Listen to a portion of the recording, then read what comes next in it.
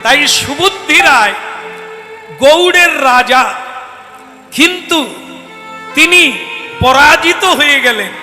হুসেন শাহ, ইতিহাস, হুসেন শাহ তার চাকর ছিল, ভৃত্য ছিল, সে হলো রাজা। ব্রাহ্মণ সুবুদ্ধি রায় হেরে গেলেন, পরাজিত হলেন। তার চাকর হুসেন শাহ, সে হয়ে গেল গৌড়ের রাজা। গৌড় মানে বাংলা, মালদা। হ্যাঁ, গৌড়ের রাজধানী মালদা আজও আছে, যেখানে রূপ সনাতন বন্দী ছিলেন যে কারাগারে, আজও সেই মালদাতে সেই রাজকোষ, সেই রাজ দরবার, সেই জেলখানা আজও আছে। যে বাংলার বৈষ্ণবের মুকুটমণি রূপ সনাতন গোস্বামী, তারা ওই জেলখানায় বন্দী ছিলেন হুসেন শাহের আমলে। তাই ভক্তমণ্ডলী মায়েরা, সেই হুসেন শাহ রাজা হলো, তবে একটা মানবিকতা রেখে। হুসেন শাহ সুবুদ্ধি রায়কে ত্যাগ করলেন না, তাকে কাজ দিলেন, সম্মান দিয়ে কাজ দিলেন। কেন না? আপনি আমার গুরু, আপনার কাছ থেকে রাজনীতি শিখেছি, কর্মময় জীবন প্রাপ্ত হয়েছে, আপনি আমার গুরু, তাই আপনাকে আমি ত্যাগ করতে পারি না। আপনি আমার রাজ দরবারে উচ্চ আসনে বসে কর্ম করুন।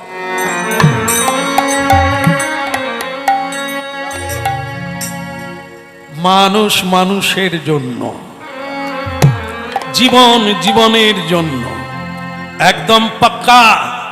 এই সুবুদ্ধি রায় হেরে গেল, হুসেন শাহ রাজা হলেন, গৌড়ের রাজা। যে গৌড়মণ্ডল গৌড়োদ্দয়ে পুষ্পবন্তৌ চিত্রৌ সন্দৌ তমনদৌ, যে গৌড়ে মহাপ্রভু নিত্যানন্দ এলেন হরিনাম দিতে, সেই গৌড়ে, গৌড়ের রাজা হুসেন শাহ। সেই হুসেন শাহ তার বিবির কাছে, বিবি মানে বোঝেন? বিবি মানে ঠাকুমা নাকি বউ? কত জানতে হবে দেখে।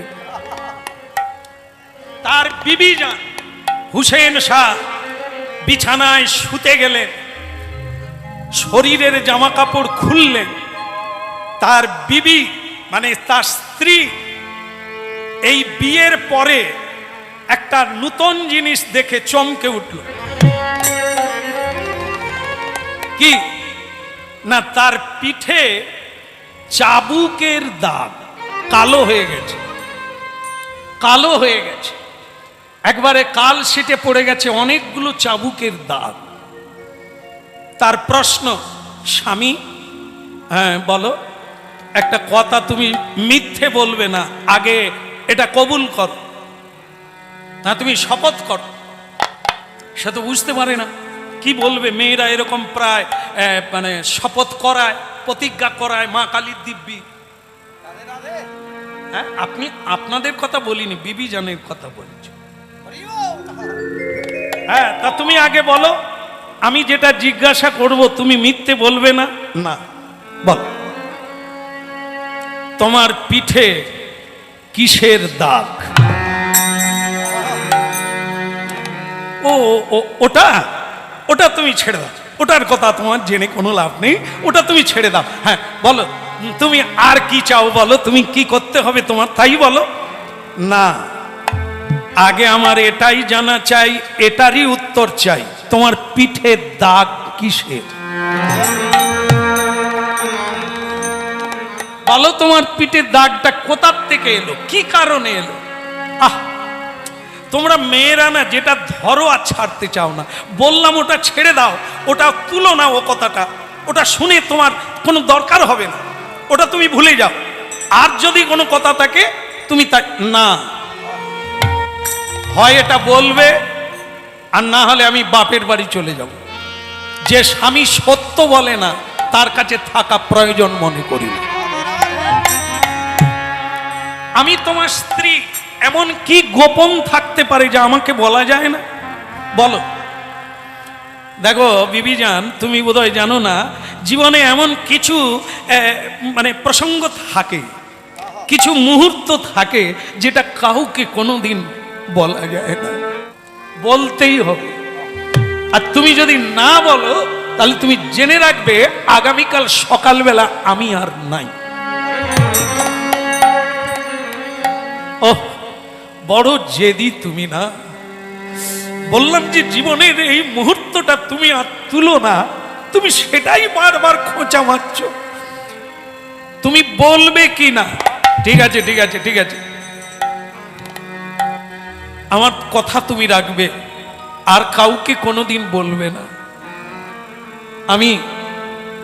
আমি যখন সুবুদ্ধি রায়ের কর্মচারী ছিলাম, আমি একটা কাজে ভুল করেছিলাম। তখন ওই সুবুদ্ধি রায় হলো গৌড়ের রাজা, উনি আমাকে চাবুক মেরেছিলেন। বিবিজান, আমি তোমাকে বলেছি তুমি এটা কাউকে বলবে না, আমার জীবনের এটা অত্যন্ত গোপন জিনিস, তুমি কাউকে বলো না।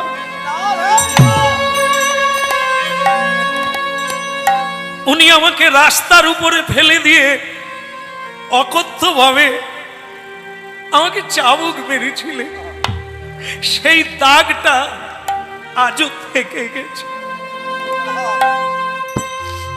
লক্ষ্মীটি, তুমি কাউকে বলো না এটা।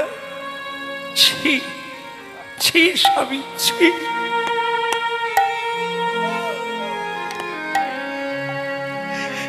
একজন নারী তার স্বামীর জীবনের এই কথাটা কি করে সহ্য করবে? আজকে তুমি রাজা, সুবুদ্ধি রায় কালের কবলে পড়ে সে তোমার কর্মচারী, তুমি তাকে এখনো রেখেছো সুস্থ করে, তুমি তার প্রতিশোধ নাও না, তুমি তাকে এখনো চাবুক মারো না। শোনো, আগামীকাল সকালবেলা তুমি আগে উঠে ওই ব্রাহ্মণ নরাধমকে রাস্তার বুকে নয়, জনসমাজের মাঝখানে ফেলে দিয়ে তুমি চাবুক মারবে যে আমার স্বামীর গায়ে হাত তোলে, আমার স্বামী রাজা, হাত তার প্রতিশোধ নেবে না। একজন হিন্দু, একজন ব্রাহ্মণ, একজন পূজক, একজন পণ্ডিত হয়ে এভাবে কেউ কাউকে মারে, প্রতিশোধ চাই। একটা কথা তোমায় বলি, মারের বদলে মার, কথার বদলে কথা, রক্তের বদলে রক্ত, এ কি মানুষ জীবনে শান্তি আনে?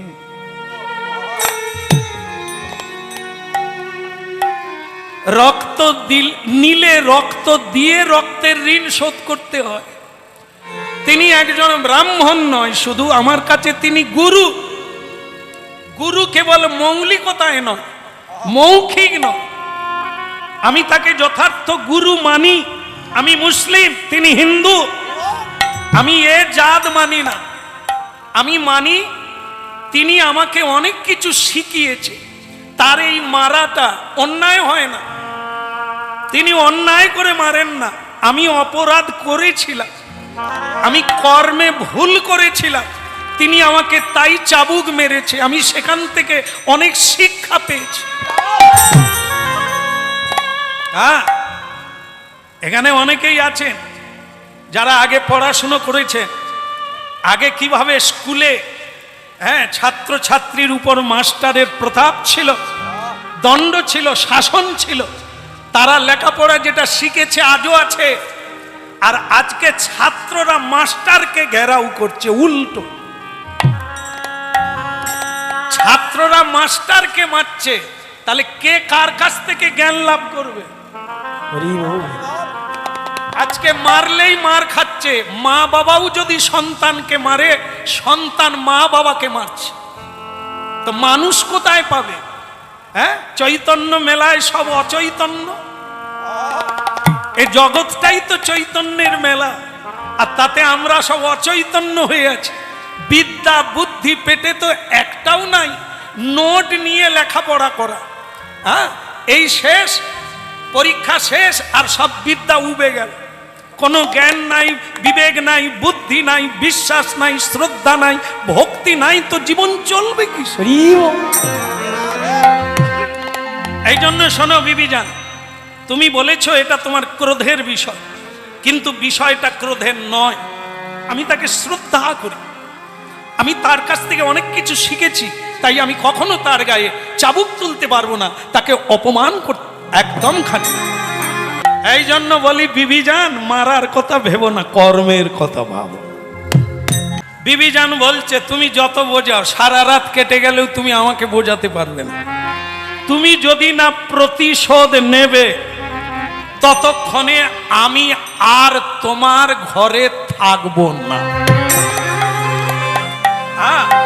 ভক্তমন্ডলী মায়েরা, এই বিবিজান চলে যাবে, রাজার বিবিজান, এ সারা সমাজ জানবে, সংসার জানবে, সে তো আরো মাথা নিচু হয়ে যাবে। ওরে বাবা, আমি হাত জোড়ো করে বলি, তুমি ওটা বাদ দিয়ে অন্য কিছু চাও। উনি একদিকে ব্রাহ্মণ, উনি ভগবানের ভক্ত, উনি খুব নিষ্ঠার সহিত জীবন ধারণ করেন, উনি বুদ্ধিমান, এই জন্য ওনার নামও সুবুদ্ধি রায়। তা তুমি বলো, ওকে কি মারা ঠিক হবে? আমি একদিন তার কর্মচারী ছিলাম, আজ আমি তাকে মারবো?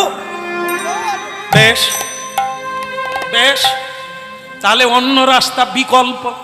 বলে সেটা কি? উনি যখন নিষ্ঠাবান ব্রাহ্মণ, তাহলে এক কাজ করুন, ওনার জাত মেরে দেন। বলে সেটা কি? করঙ্গার পানি, করঙ্গার পানি ওনাকে খাইয়ে দেন, ওনার জাত চলে যাবে। ব্রাহ্মণের এটাই মৃত্যুর সমান।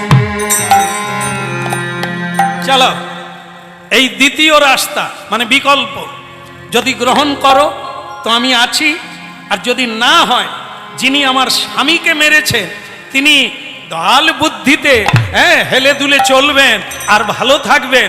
আমি আমার স্বামীর গায়ে দাগ দেখব আর সারা জীবন মনে রাখবো আমার স্বামীকে উনি মেরেছিলেন, আমি মেনে নেব। হায় রে অবুঝ নারী, এই নারী জাতি বিবি বুঝলো না, এত করে বোঝালাম, তবু শেষ পর্যন্ত বলল আমি তাকে করঙ্গার পানি খাওয়াবো। ব্রাহ্মণ মানুষ তিনি, আমি তাকে করঙ্গার পানি খাওয়াবো। কিন্তু নিরুপায়, মারার চাইতে এটা ভালো, আমাকে বাধ্য হয়ে করতেই হবে। সুবুদ্ধি রায়কে ডাকলেন, সুবুদ্ধি রায় এলেন, বললেন মহারাজ হুসেন শাহ, আপনি যদি আমায় আদেশ করেন কি করতে হবে? হাঁ করতে হবে। আপনি হাঁ করুন। কেন?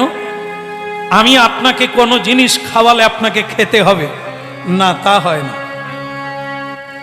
আমি ব্রাহ্মণ মানুষ, আমার পূজা পাঠ আছে, আমার সাধ্যায় আছে, আমার উপাধ্যায় আছে, উপাসনা আছে।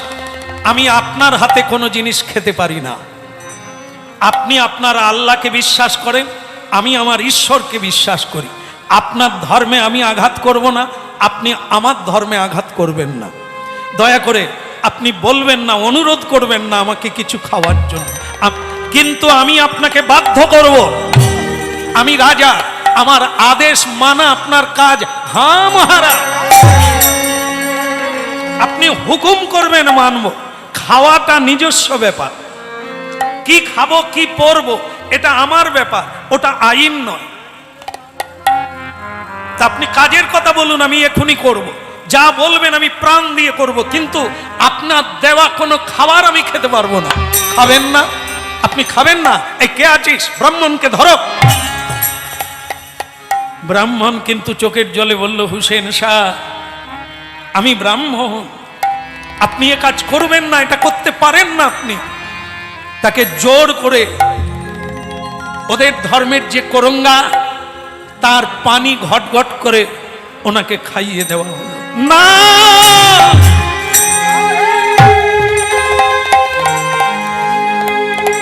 দয়াময় কৃপা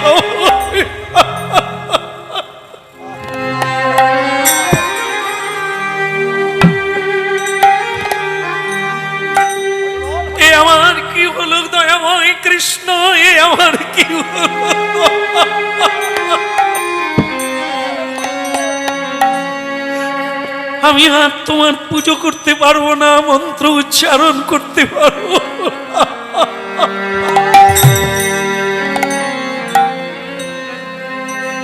এই কি তোমার বিচার বিধি, এই কি তোমার খেলা? বলো এই কি তোমার বিচার বিধি, এই কি তোমার খেলা?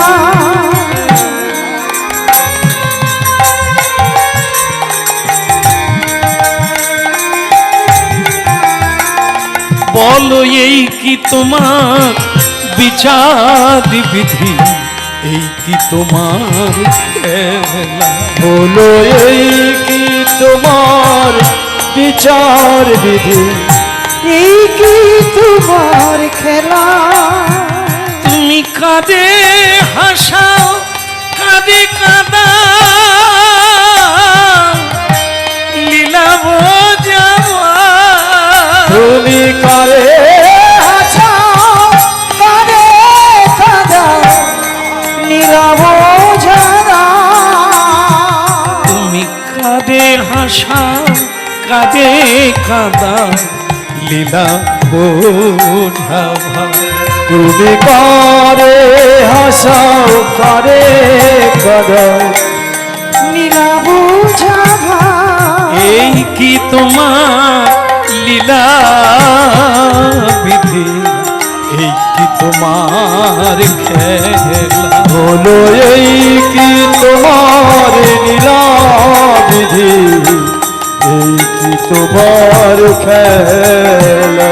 বলো এই কি তোমার লীলা বিধি, এই কি তোমার খেলা? বলো এই কি তোমার লীলা বিধি, এই কি তোমার খেলা? তুমি কাঁদে হাসাও, কাঁদে কাঁদাও লীলা বোঝাবা। তুমি কারে হাসাও, কারে কাঁদাও, দয়াবো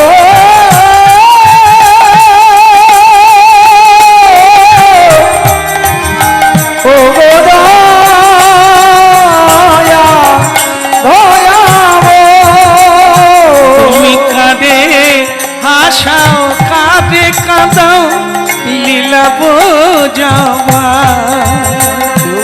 এই কি তোমার লীলা বিধি, এই কি তোমার খেলা? বলো এই কি তোমার লীলা বিধি, এই কি তোমার খেলা? এই কি তোমার লীলা বিধি, এই কি তোমার খেলা? ভক্তমণ্ডলী মায়েরা, সেদিন ব্রাহ্মণ সমাজ তাকে পরিত্যাগ করল। এই দেখো, তুমি আর এখানে থাকবে না, তুমি দেশ ছেড়ে পালাও, কারণ তোমার জাত চলে গেছে, তোমার ছোঁয়া, তোমার স্পর্শ সমাজে চলবে না, তা তুমি এখান থেকে চলে যাও। কিন্তু আমি যাবো কোথা? কাশীধাম চলে যাব। কাশীধামে মহামহা পণ্ডিতগণ আছে, তারা তোমাকে বিধান দেবে কি করলে প্রায়শ্চিত্ত হওয়া যায়।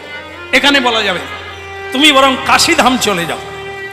তো সেই সুবুদ্ধি রায় কাজ থেকে বরখাস্ত হলো, আর হুসেন শাহ যাওয়ার বেলা ক্ষমা চাইলেন যে আমি নিরুপায় হয়ে করেছি, আপনি আমাকে ক্ষমা করবেন, আমি বাধ্য হয়ে করেছি, অনেক দিক রক্ষা করতে গিয়ে আমি এ কাজ করেছি, আপনি দয়া করে আমাকে চিনেন, আপনি দয়া করে আমাকে অন্তর থেকে ক্ষমা করবেন।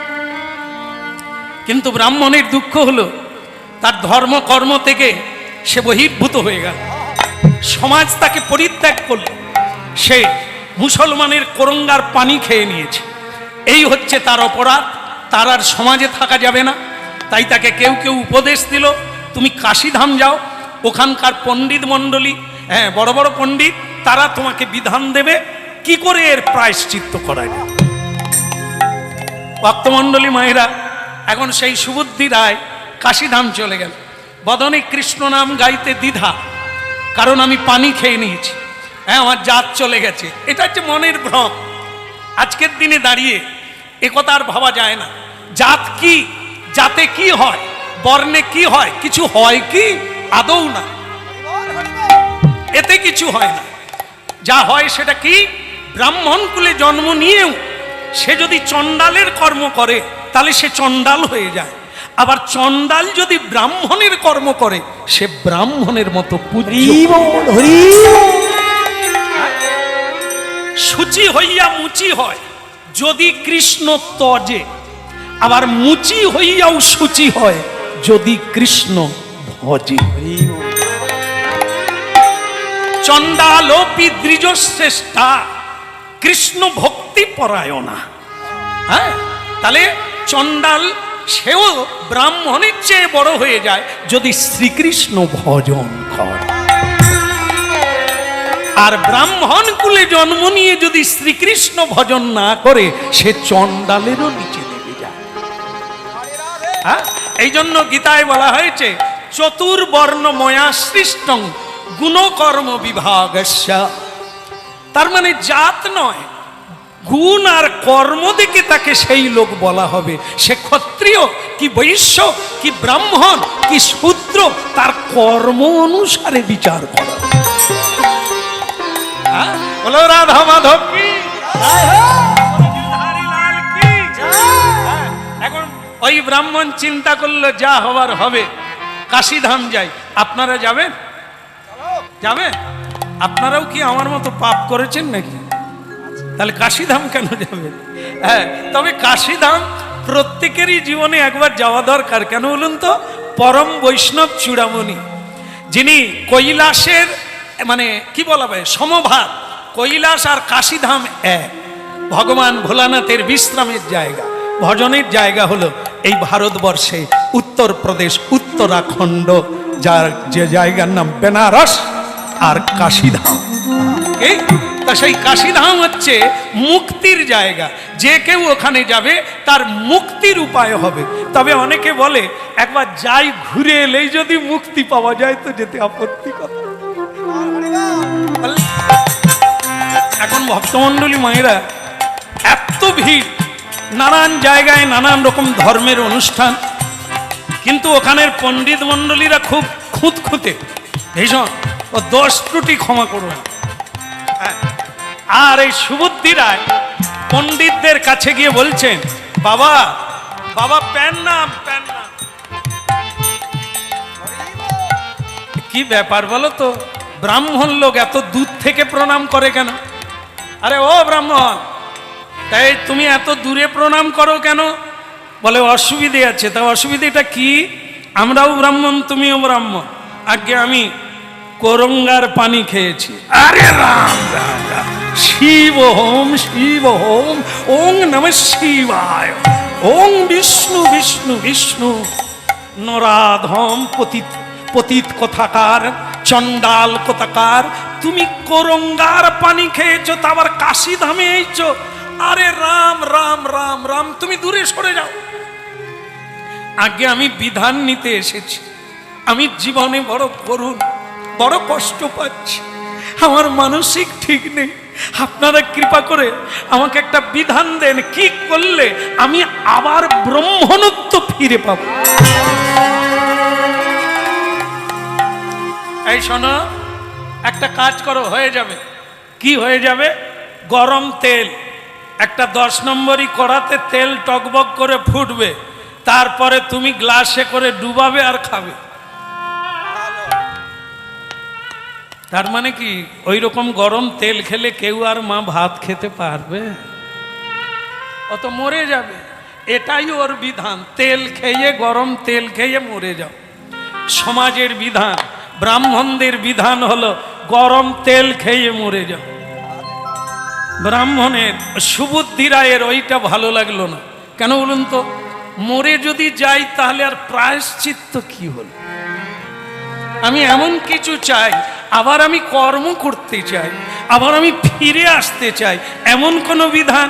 আর একজনা পণ্ডিতের কাছে গেল, হ্যাঁ কি বাপ, বলে একটা বিধান দিন। আমি মুসলমানের করঙ্গার পানি খেয়ে আমার ব্রাহ্মণত্ব চলে গেছে, এখন আমি ফিরে পাবো কি করে? 6 মাস। 6 মাস এই যে গরু যেটা পটি করে তাকে কি বলে? গোবর, গোবর বলে না? হ্যাঁ, তুমি 6 মাস শুধু গোবর খাবে, মানে তাহলে ভেতরের শোধন হয়ে সব বেরিয়ে যাবে। হ্যাঁ গো, মাসখানেক গোবর খেলে তাকে আর খুঁজে পাওয়া যাবে? ব্রাহ্মণেরা বিধান দিল তুমি 6 মাস শুধু গোবর খাও, তারপরে আমার সঙ্গে দেখা করো। ঠিক আছে, বলো গিরিধারী লাল কি না। এও ভালো লাগলো না, আমি মরে যাব। তো আরেকজনের কাছে গেল, সে তখন বলছে কাঁচা গম, মানে গোটা গম, সেই গম খেয়ে তুমি মাসখানেক থাকবে, তারপর তুমি শুদ্ধ হয়ে যাবে, আমার কাছে আসবে। মা গো, কাঁচা গম খেয়ে কেউ বাঁচবে? এই বিধান পড়লো, ও তো মাথায় হাত দিয়ে গঙ্গার তীরে বসলো। কেউ কি নেই? তাহলে কি আমার মরা ছাড়া কোনো গতি নেই? এমন সময়ে স্বয়ং মহাপ্রভু সন্ন্যাসের পরে মানে কাশীধাম যাচ্ছে, লক্ষ লক্ষ ভক্ত তার সঙ্গে রয়েছে। কারণ ভক্তমণ্ডলী মায়েরা তিল ধারণের জায়গা নেই, মহাপ্রভুকে দেখার জন্য তার হরিনামে বিভোর হয়ে এই কাশীধামে এমন কোনো মানুষ নেই যে রাস্তার ধারে এসে ভিড় করে না, অন্তত চোখের দেখা দেখবার জন্য। কেন? অনেক মানুষ দেখেছে, ইনি মানুষ নয়, এত সুন্দর দেখতে, কি অপূর্ব। তো সে তিনি আবার হরিনাম করতে করতে নাচছেন আর যাচ্ছে। সেই জায়গায় রাস্তার ধারে, রাস্তায় উঠলো না, একজনা প্রণাম করছে রাস্তার নিচ থেকে। কে তুমি? ওখানে কে? রাস্তার নিচে প্রণাম করছো কেন? তুমি কে? আগে আমার নাম সুবুদ্ধি রায়। ব্রাহ্মণ? তুমি ব্রাহ্মণ?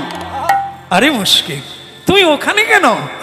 প্রণাম করলে লোকে রাস্তায় করছে, তুমিও করবে, তুমি অত নিচে কেন? আবার তুমি তো ব্রাহ্মণ।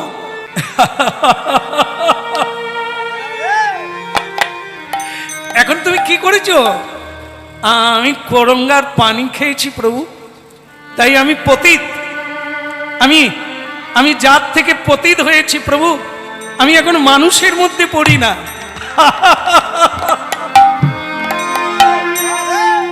তা তোমাকে পণ্ডিত মণ্ডলী বিধান দেয় না? আগে দিয়েছেন। একজনা বলেছেন গরম তেল খেয়ে মরে যেতে, একজনা বলেছেন গোবর খেয়ে মরতে, আরেকজনা বলেছেন কাঁচা গম খেয়ে মরতে। এখন প্রভু আমি মরতাম, কিন্তু আপনার খবর পেয়ে একবার আপনাকে দেখব বলে এসেছি। এইবার আমি মরে যাব, আপনাকে দেখেছি, এইবার আমি নিশ্চিন্তে মরতে পারবো। মরবে কেন? এদিকে এসো, এসো বলছি। এই হলো পতিত পাবন, এই যাকে ঘিরে চৈতন্য মেলা, আজ আমাদের এত আনন্দ, এই হলো তার মহিমা। না, কোনো বিচার নেই, পাপি তাপি অধম চণ্ডাল, এ কোনো বিচার।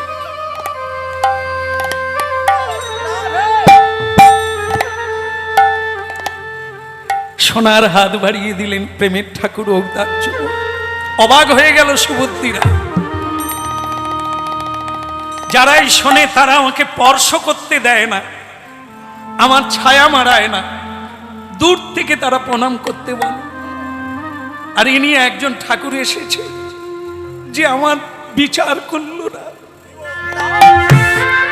আমাকে কোল বাড়িয়ে ডাকছে, আমাকে হাত বাড়িয়ে।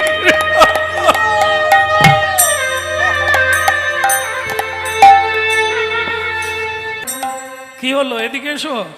এতবার বলার পরেও তুমি শুনবে না? আমার কাছে এসো।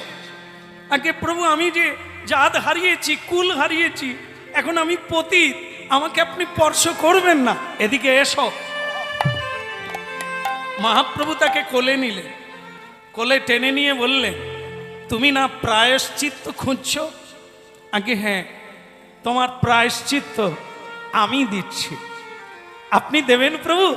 আমি মেনে নেব, আপনি যা বলবেন আমি মেনে নেব। লক্ষ কোটি মানুষ দাঁড়িয়ে দাঁড়িয়ে দেখছে, আর যারা বিধান দিয়েছিল তারাও এর ভেতরে নাক গলিয়ে দেয়।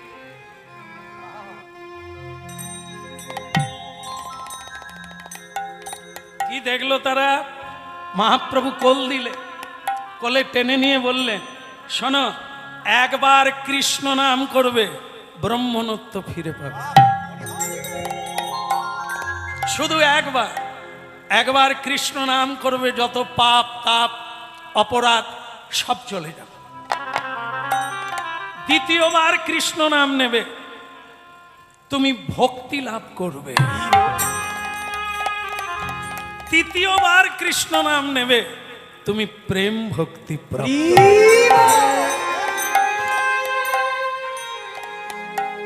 লক্ষ লক্ষ নরনারী চোখের জলে ভাসলো, এই কি বিধান, এ কি বিধান! কলিকালের মহাপ্রভু কি বিধান দিলে! একবার কৃষ্ণ নামে যত পাপ হরে, পাপী হয়ে সাধ্য নাই তত পাপ করে। চাই কি? বিশ্বাস, ঐক্যতা। হ্যাঁ, যিনি বলছেন আমি তাকে প্রভু মানি, যিনি বলছেন আমি তাকে গুরু মানি, আমি তাকে বেদ মানি, আমি তাকে উপনিষদ মানি, গুরু বাক্যই বলো। এই হলো কথা। ধর্মতত্ত্বের এই এক গোড়া। এটা কি? আগে মানুষ খুঁজুন, যাকে বিশ্বাস হবে তার বাক্য মেনে চলুন, আপনাকে কোনো দেবতাও হারাতে পারবে না। গুরু বাক্যই বলবান, মেনে নিতে হবে। কায় মনোবাক্যে বিচার চলবে না, গুরু বাক্যই বেদ বাক্য, মেনে নিতে হবে। এই মহাপ্রভু তাকে বিধান দিলে, এখানে না, তুমি বৃন্দাবনে চলে যাও। নিদারবু, আমি বৃন্দাবনে যাব? সেখানে পাপি তাপি আমার মতো অধম চণ্ডাল? হ্যাঁ, বৃন্দাবনে যাও। বৃন্দাবনে গিয়ে কৃষ্ণ ভজন করবে।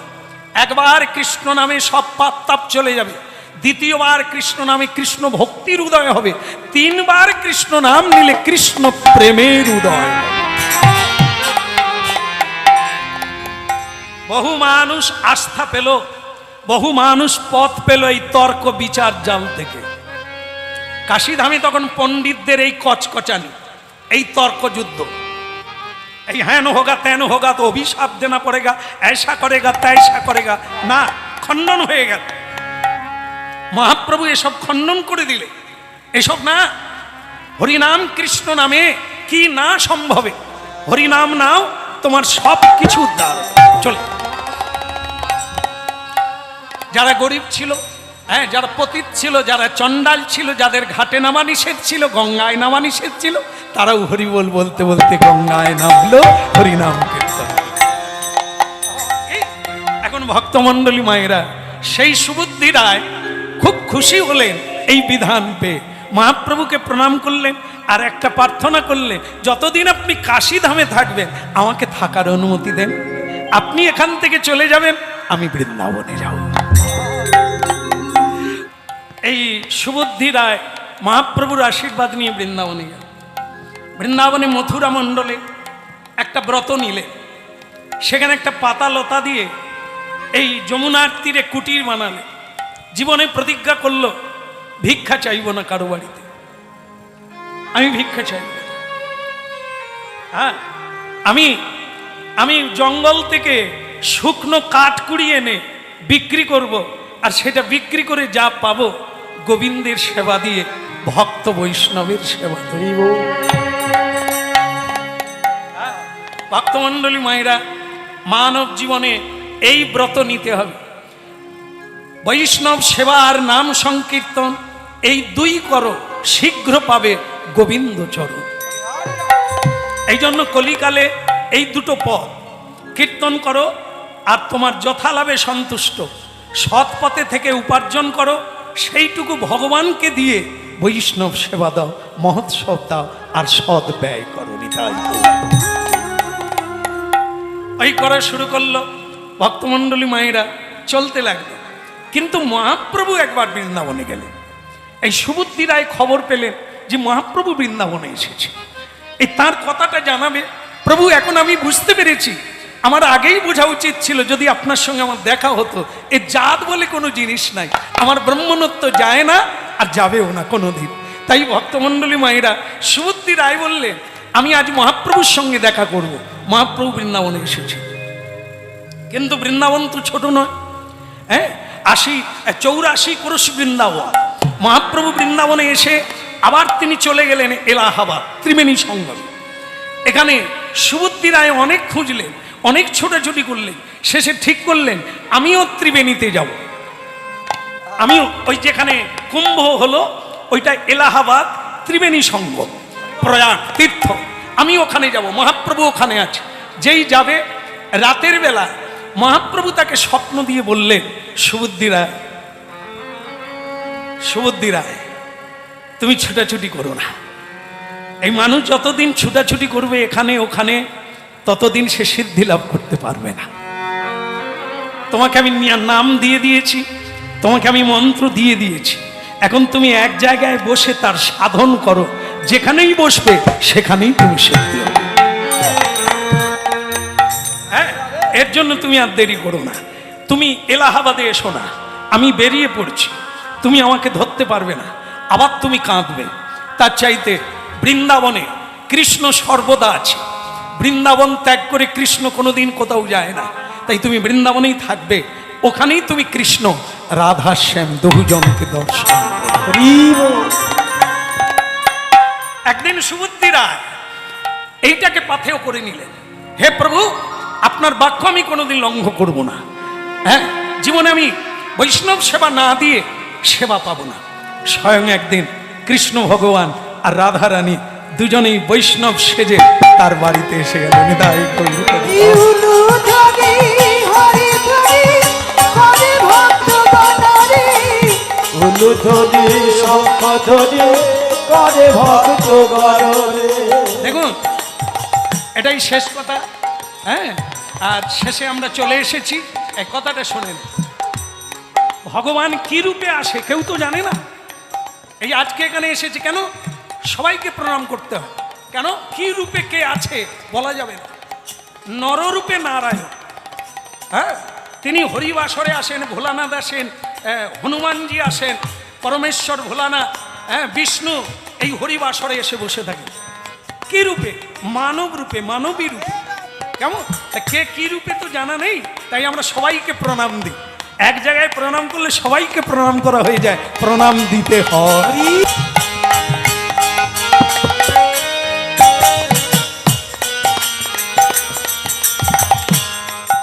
এখন ভক্তমণ্ডলী মায়েরা, এই রাধা শ্যাম, হ্যাঁ, রাধা কৃষ্ণ, আর তারাও ভক্তর বাড়িতে এসেছেন, হ্যাঁ, সেবা পাবেন বলে। কিন্তু চরণ ধৌতের ব্যবস্থা শ্রীকৃষ্ণ দেখলেন যদি ধরা পড়ে যায়, এ অন্যরা চিনতে পারবে না, ভক্ত চিনে নেবে। কি যে করবো, চরণ ধৌত করতে গেলেই ধরা পড়ে যাবে। তাই ভগবান এড়িয়ে যাচ্ছেন। আর সুবুদ্ধি রায় বলছেন, এই যে প্রভু কোথায় যাচ্ছেন, একটু এদিকে আসুন, এর চরণ ধৌত করি আপনার। ভগবান বলে, আসলে আমার এক চরণ একটু গোলমাল আছে না, এই জন্য আমি চরণ ধৌত করতে চাই না। তোমার মঙ্গল হোক বাবা, আমি বসি। না না, ও হবে না, আপনি এসেছেন, চরণ ধৌত হবে না তাই তো নয়। ভগবান বলে, তবে করো, যা হবার তাই হবে, আর কি হবে। স্বয়ং ভগবান বসলে, সুবুদ্ধি রায় চরণ ধৌত করতে গিয়ে দেখতে পেলেন ধ্বজ বজ্রাঙ্কুশ, ভগবানের চরণের চিহ্ন, মৎস্য চিহ্ন, ধ্বজ মানে পতাকা, বজ্রাঙ্কুশ, অঙ্কুশ, এগুলি চিহ্ন দেখতে পেলেন। অমনি ধরে ফেললেন, প্রভু তুমি এসে গেছো, তুমি এসে গেছো প্রভু। ভগবান যখন যা করে মঙ্গল। যদি করঙ্গার পানি না খেতাম কাশীধাম আসতাম না, যদি কাশীধাম না আসতাম গৌরাঙ্গ মহাপ্রভুকে পেতাম। আর যদি গৌরাঙ্গ মহাপ্রভুকে না পেতাম কোনোদিন বৃন্দাবনে আসা হতো না। আর বৃন্দাবনে যদি না আসতাম তাহলে বৃন্দাবন চন্দ্র কৃষ্ণকেও পাওয়া হতো। হ্যাঁ প্রভু তুমি এসে গেছো, প্রভু এইবার বসুন আপনি, হ্যাঁ এইবার আপনি আসুন। রাধারানী বলে, গোবিন্দ আমারটা তুমি সামলে দাও, তুমি না বলে দাও। গোবিন্দ বলে, ও ছাড়বে না। কি করবে বলো, আমি যখন এসে গেছি তুমি আর না করে কি করবে, তুমিও বসে পড়ো। এবার রাধারানীর চরণ ধৌত করতে গিয়ে সুবুদ্ধি রায় বললে, মা তুমিও এসে গেলে। আমি তো রাবণ নয়, আমি তো রাবণ নয় মা, আমি কি এমন সাধনা করলাম যে তুমি আমার ঘরে এসে গেলে। রাবণ তোমাকে চুরি করে নিয়ে গিয়েছিল, জোর করে রথে করে নিয়ে গিয়েছিল, আর তুমি কি করে এলে আমার ঘরে? এই চরণ দিতে আপনাকে ছদ্মবেশ নিতে হলো। কিরে বেটা, তুই চিনলি কি করে? বলে, মা, মহাপ্রভু যাকে কৃপা করে তার কি আর বাকি কিছু থাকে? তাই আপনারা দুজনে দাঁড়ান, আমার জীবন ধন্য হয়ে গেল। ভগবান বলে, এই তো আলবাত চিনেই নিল, তাহলে আর লুকিয়ে থেকে কি হবে? তুমি আমি দুজনে ওকে যুগল দর্শন দিই, তবে আর যেন না কেউ জানতে পারে। সুবুদ্ধি, সত্যি তোমার নাম ধন্য, তোমার নাম যে সুবুদ্ধি, তোমার সুবুদ্ধির উদয় হয়েছে, আজ তুমি যুগল দর্শন